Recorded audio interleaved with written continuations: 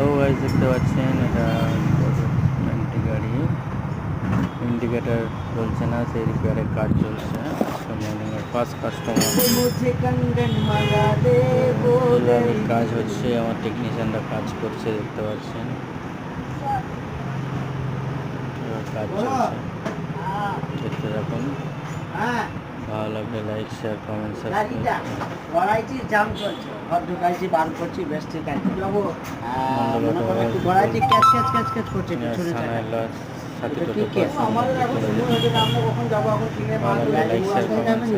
দেখতে হবে।